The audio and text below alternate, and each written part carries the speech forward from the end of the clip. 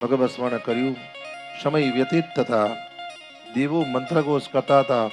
મંત્રઘોષ કરતા અવિવેક થયો તો કહ્યું ને કે ભાઈ દૈત્યોને મારનારની જગ્યાએ દેવોને મારનાર વૃત્તાસુર ઉત્પન્ન થયો.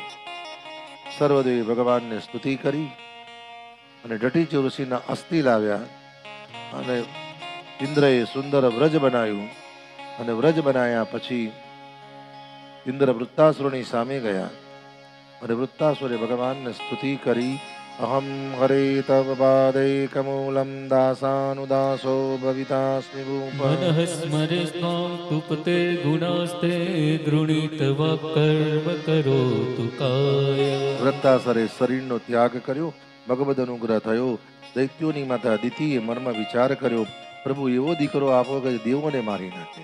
બ્રહ્માએ કહ્યું તથાસ્તુ. દિતિના ઉદરે ગર્ભ રહ્યો, પણ દિતિએ અવિવેક કર્યો કે સંધ્યાકાળે દિતિ સૂઈ ગયા. એ જ સમયે ઇન્દ્ર આવ્યા અને દિતિમાના ઉદરમાં પ્રવેશ કર્યો. ગર્ભના 49 ટુકડા કરી નાખ્યા. દિતિ ઝબકીને જાગ્યા. એક નહીં 49 બાળકોને જન્મ આપ્યો.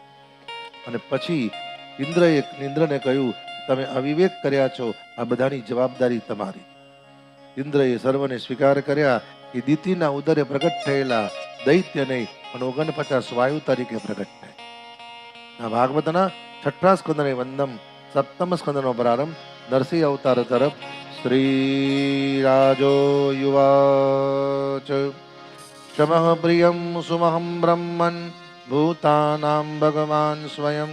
ઇન્દ્રસ્યાર્થે કથમ દૈત્ય વધી દ્વેષમો યથા.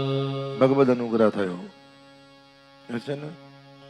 શ્રીમન્નારાયણ નારાયણ નારાયણ શ્રીમન્નારાયણ નારાયણ નારાયણ શ્રીમન્નારાયણ નારાયણ નારાયણ શ્રીમન્નારાયણ નારાયણ નરસિંહ નારાયણ નારાયણ નારાયણ નરસિંહ નારાયણ નારાયણ નારાયણ બદ્રી નારાયણ નારાયણ નારાયણ બદ્રી નારાયણ નારાયણ નારાયણ લક્ષ્મી નારાયણ નારાયણ નારાયણ લક્ષ્મી નારાયણ નારાયણ નારાયણ. દરેકને વિનંતી છે, અત્યારે ભગવાનનું નૃસિંહ પ્રાગટ્ય થશે. એ નૃસિંહ પ્રાગટ્ય પછી થોડો અલ્પાહાર આપવામાં આવશે અને અલ્પાહાર પછી 10 મિનિટ થોડી રિસેસ અને એ પછી કથાનો પ્રારંભ થશે કે કૃષ્ણ અવતાર સુધી. નરસિંહ અવતાર પછી થોડું રિસેસ અને એ પછી વામન રામ અને કૃષ્ણ. તો આઈએ પ્રેમથી.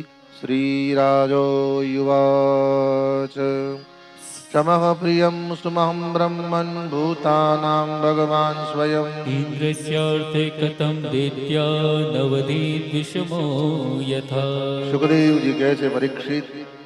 સુખદેવ પરીક્ષિત મહારાજે પૂછ્યું, ભગવાન આપે ભાગવતના 3ય સ્કંદમાં એમ કહ્યું કે દેવહૂતિ મારે દિતિ માતા ઉદરે 2 દીકરા થયા, હિરણ્યાક્ષ અને હિરણ્યકશ્યપ. તો હિરણ્યાક્ષના મૃત્યુ પછી હિરણ્યકશ્યપ ગયા કે તે કથા. તો સુખદેવજી કહ્યું, રાજન એકવારનો સમય છે. હિરણ્યકશ્યપ એની પત્ની કયાદુને કહ્યું છે કે દેવી, જેને મારા ભાઈની સાથે અવિવેક કર્યો છે એનો યોગ્ય બદલો લઉં નહીં તો મારું નામ હિરણ્યકશ્યપ. પત્નીએ કહ્યું, તેના માટે જપ કરવા પડે, તપ કરવા પડે. દેવી ગમે તે કરવા તૈયાર છે.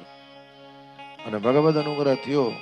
નામે તમે જુઓ, અમુક માણસો એટલા બધા જડ હોય ને, ગમે તે રીતના પોતાનું ધાર્યું કરે કરે ને કરે. ખ્યાલ આવ્યો? એટલે આવા માણસ સુધી થોડું સાવધાન રહેવું. એટલે હિરણ્યકશ્યપ જે તપ કરવા ગયા, બિરાજમાન થઈને દિવ્ય તપ કરી રહ્યા છે. ભગવાન બ્રહ્માજીએ કહ્યું ને, બ્રહ્માજીએ બૃહસ્પતિ મહારાજને કીધું અને બૃહસ્પતિ મહારાજે પોપટનું રૂપ લીધું અને ભગવત સ્મરણ આજે કૃષ્ણ જન્મ છે ભાઈ, એટલે બધું આયોજન આ લોકોએ કરેલું છે. પછી કાલથી તો કથાનો ટાઈમ આપણો જે છે તે જ છે. આવતીકાલથી તો કથાનો ટાઈમ 3 થી 6:30 જ છે. આજે કેવલ ભગવાનનું પ્રાગટ્ય છે એટલે આજનો દિવસ થોડુંક લેટ થશે. અને એક વસ્તુ નક્કી છે, સિરિયલ ચાલુ થતા પહેલા તમને છોડી દઈશું. આ ચોખવટ કરવી પડે ને આપણે ભાઈ. સિરિયલ ચાલુ કરતા પહેલા છોડી દઈશું. અને જ્યાં પોપટના રૂપમાં બૃહસ્પતિ આવ્યા, હિરણ્યકશિપુ બિરાજ્યા હતા. નારાયણમ નારાયણમ નારાયણમ નારાયણમ. એકદમ દૈત્ય ઉભા થયા, નિજ સ્થાનમાં પધાર્યા. પત્ની કયા જોઈએ કીધું કે નાથ એકાએક પૂર્ણ પધારવાનું કારણ શું? એવી કોઈક અવિવેક કરતો હતો અને મારા નથી ઈચ્છા એનું નામ દેતા હતા. શું? નારાયણમ નારાયણમ નારાયણમ. અને જ્યાં 108 વાર નારાયણ બોલ્યા, કયાધુના ઉદરમાં પ્રહલાદજીનું તેજ રહી ગયું, ભગવત સ્મરણ થયું અને દૈત્ય તપ કરવા ગયા. અને જ્યાં દૈત્ય તપ કરવા ગયા અને કહ્યું ને,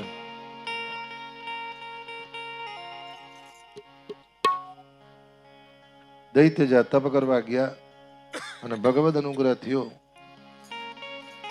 અને જ્યાં ભગવદ કૃપાથી તપ પૂર્ણ થયું, બ્રહ્માજી પ્રગટ થયા. દૈત્યને કહ્યું માગ માગે તે આપ.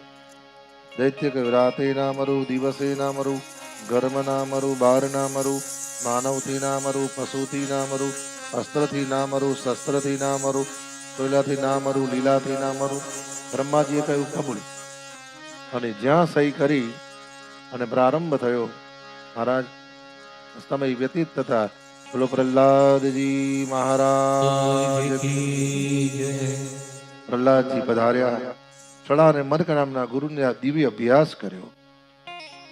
અને જ્યાં પ્રહલાદજી પાઠશાળામાં આવ્યા છે, દરેક બાળકોને કહે છે કૌમારાચરે પ્રાજ્ઞ્યો ભાગવત દુર્લભમ ભાગવતમ દુર્લભમ માનુષમ જન્મ તદપ્ય ધ્રુવમર્થદમ. એ બાળકો મનુષ્ય જન્મ વારંવાર મળતો નથી, માટે કહે છે ને શ્રીમન નારાયણ નારાયણ નારાયણ. શ્રીમન નારાયણ નારાયણ નારાયણ. બદ્રી નારાયણ નારાયણ નારાયણ. બદ્રી નારાયણ નારાયણ નારાયણ. લક્ષ્મી નારાયણ નારાયણ નારાયણ. લક્ષ્મી નારાયણ નારાયણ નારાયણ. સત્ય નારાયણ નારાયણ નારાયણ. સત્ય નારાયણ નારાયણ નારાયણ.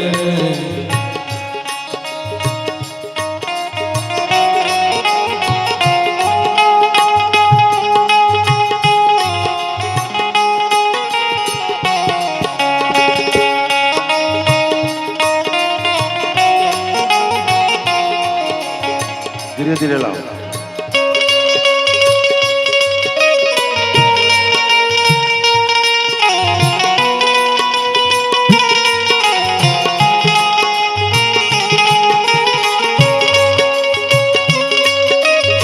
જય હો. જલ્દી ચાલો.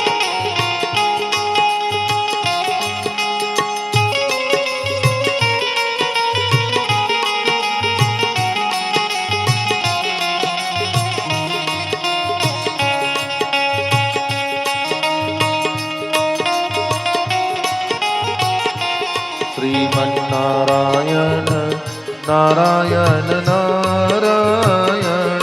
શ્રીમન નારાયણ નારાયણ નારાયણ. બદ્રી નારાયણ નારાયણ નારાયણ. બદ્રી નારાયણ નારાયણ નારાયણ. લક્ષ્મી નારાયણ